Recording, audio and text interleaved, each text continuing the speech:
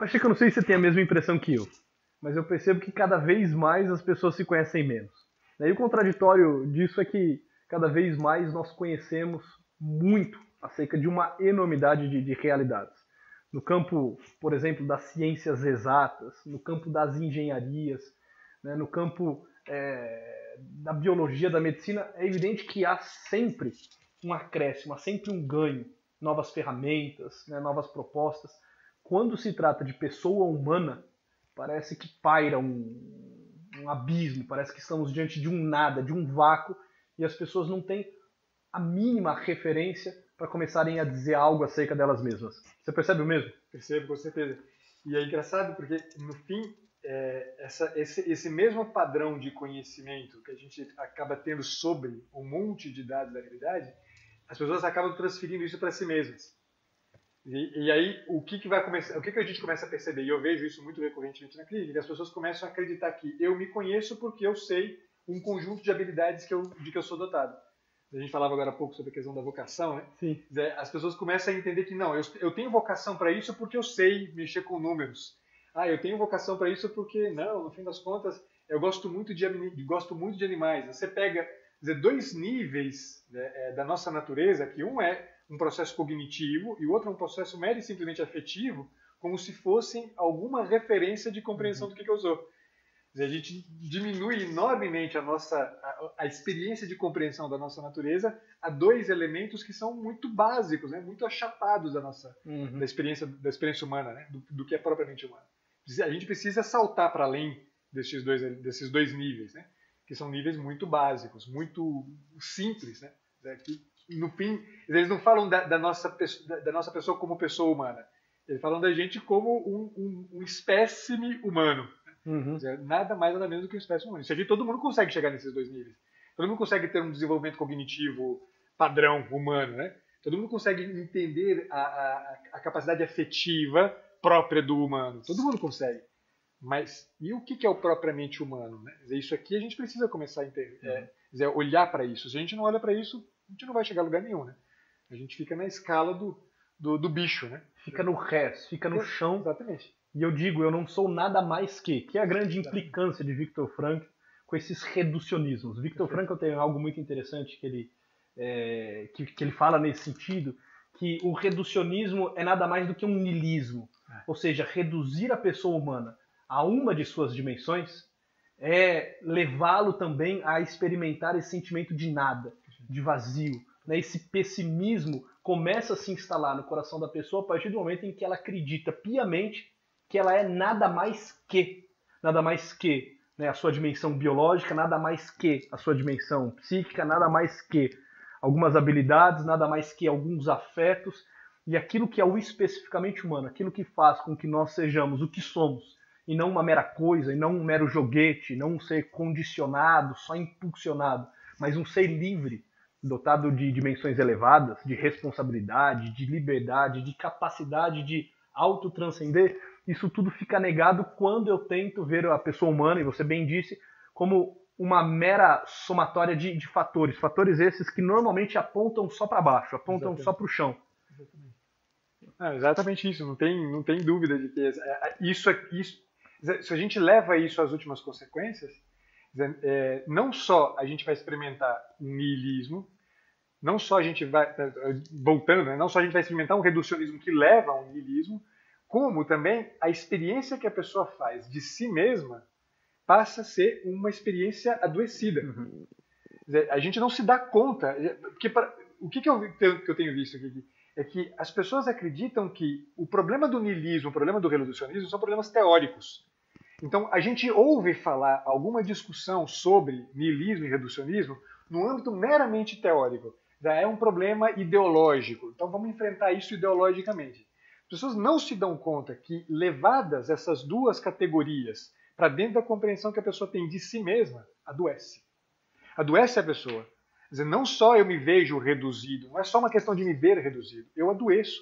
Quer dizer, eu diria que a pior de todas as doenças, que é a famosa neurose. Né? Por que a neurose é a pior de todas as doenças? Porque a neurose ela é uma doença ela é construída sobre uma mentira.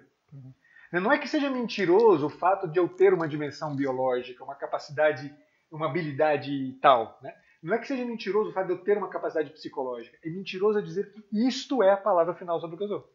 E se eu construo a minha vida sobre essas perspectivas reducionistas e que me levam ao nada, levar-me ao nada não é só uma mera questão, um problema de um risco de suicídio, que já é um problema gigantesco, mas é o adoecimento.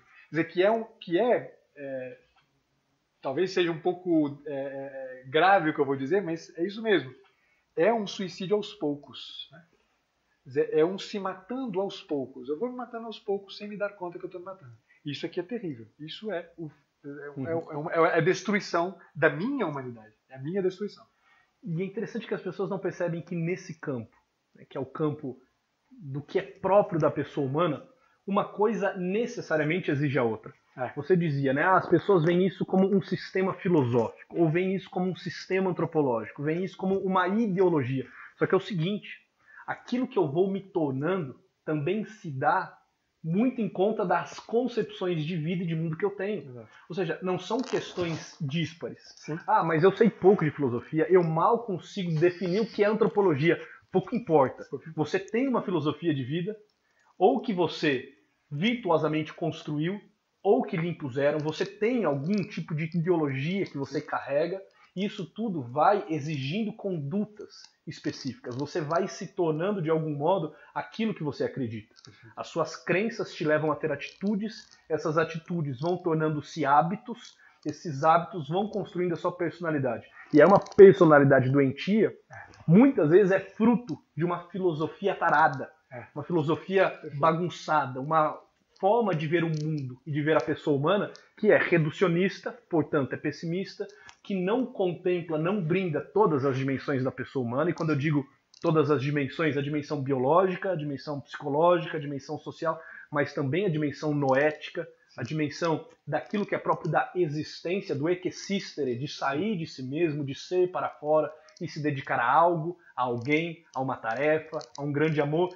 E quando a pessoa não coloca isso tudo no caldo, quando não coloca isso tudo dentro de um sistema filosófico que ela constrói, mesmo que ela não saiba o que é filosofia, né, mas dentro de pensamentos profundos que ela tem arraigado, a consequência disso é nefasta, é trágica. Ela adoece, como você bem disse, ela torna-se neurótica, ela se suicida. Aos poucos ela vai se matando, por quê?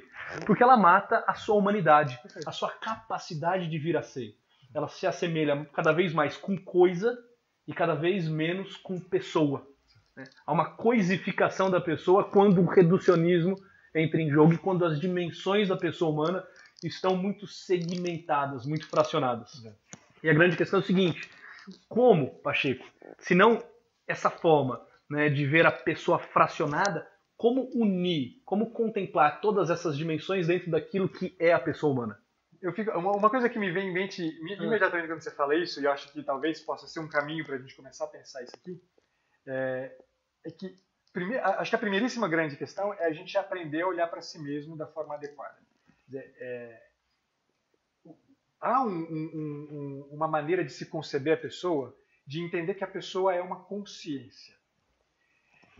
Por mais que a gente esteja diante de uma afirmação que, não faz sentido pensar que a consciência é um ponto de partida fundamental para que eu entenda quem eu sou.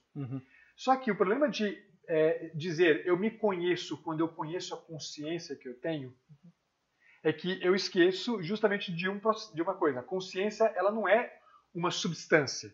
A consciência não é uma coisa sobre a qual eu não consigo ver a consciência do Kiki. A consciência eu brinco, né, que a ideia de consciência e de inconsciência, na verdade, elas são advérbios mais do que substantivos. Né? Elas são partes de um processo. Então, eu não posso falar que eu me conheço porque eu estou atento à consciência que eu sou. Eu preciso, para entender quem eu sou, de uma abertura de atenção a um semelhante. Então, eu não sei se o caminho é o caminho mais justo esse, mas acho que tem alguma coisa aqui que é muito importante, sobretudo quando você fala dessa relação, né, que quando eu me estabeleço, quando eu começo a olhar para mim mesmo como uma coisa, o que acontece é que a relação que há entre mim e você, na perspectiva da coisa que eu sou e, portanto, da coisa que você é que não é uma relação mais. É mero e simplesmente o fato de que tem dois vasos um do lado do outro. para que haja alguma coisa parecida com uma pessoa se relacionando com a outra pessoa, também não posso partir do pressuposto de que eu acho que o Kiki tem consciência. Uhum. Eu preciso, na verdade, entrar em relacionamento com algo que seja o mais propriamente humano, pessoal, em você. Uhum. E aí há uma troca, que não é mais uma troca entre uma coisa e outra, ou entre um eu e uma coisa. Uhum. É uma troca entre um eu e o tu. Uma troca pessoa a pessoa. Então, não respondo totalmente, mas eu acho que aqui já lança a mão, já lança já um caminho importante, que é algo que eu penso muito, que eu tenho muito claro para mim, que a ideia de se conhecer não pode ser sustentada mera e simplesmente sobre a perspectiva de eu ter uma clareza da minha consciência ou saber o eu que eu sou. A ideia de me conhecer tem que ser sempre em perspectiva do outro, uma abertura para o outro, um estar, seja algo que me permita entender um pouco mais e melhor o que é o outro. Ótimo. Porque quando isso acontece, Kiki, todo esse sistema filosófico, ideológico que você se referia, ele não tem mais força. Porque a gente começa a mudar o tecido social. E aí a gente começa a falar de cultura, efetivamente. Algo que se perdeu completamente, porque a gente substituiu cultura por ideologia. E a gente, quando substitui cultura por ideologia, a gente substitui as pessoas por coisas. As relações passam a ser relações entre objetos soltos no espaço. Então, conhecer-se é o ponto de partida em vista do estabelecimento de relações humanas, pessoais, que mudam, alteram o tecido social. Definitivamente. Não dá para lutar contra ideologia, como a gente vê as lutas contra ideologias com outras ideologias. É nisso aqui, nessa troca. Né? Me interessa pouco a consciência que você tem. Me interessa o fato que eu estou diante de alguém. E isso é o ponto. Né? Agora, o que é esse estar diante de alguém? Né? Essa é a pergunta que a gente precisa começar a se fazer. Né? E é interessante, porque exatamente, por exemplo, na logoterapia, o que Viktor Frankl fala da capacidade autotranscendente, ou seja, eu saio de mim mesmo, primeiro, porque eu sou capaz disso. Se eu fosse uma coisa, se eu fosse um objeto fechado em mim mesmo, nada mais do que uma psicodinâmica, nada mais do que uma dinâmica fechada, encerrada, coisificada, eu jamais poderia, tomando consciência, né, do meu eu, colocar-me frente a um outro. Porque quando eu me coloco, eu também dou algo de mim.